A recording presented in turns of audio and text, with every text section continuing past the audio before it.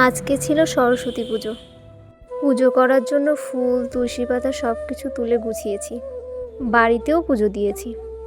মা আমাকে জিজ্ঞাসা করছে, শাড়ি পরবি না? আমি বললাম, না মা, পরবো না। এক সময় পুজো মানেই ছিল মায়ের হাতের সাজ। এখন আর মা সাজিয়ে দেয় না, বড় হয়ে গেছি না। ছোটবেলার সেই মুহূর্তগুলো এখন সব স্মৃতি। অঞ্জলি এখনও দেই, কিন্তু ছোটবেলার সেই উত্তেজনা আর নেই। পুজো বদলায়নি, বড় হয়ে গেছি আমরা। আগে এই সরস্বতী পুজো নিয়ে কত আনন্দ ছিল।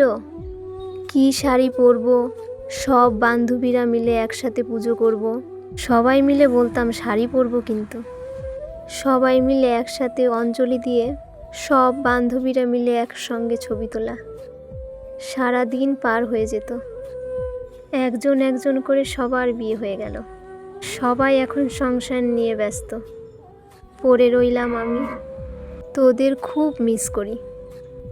অঞ্জলি এখনও দেই, কিন্তু ছোটবেলার সেই উত্তেজনা আর নেই।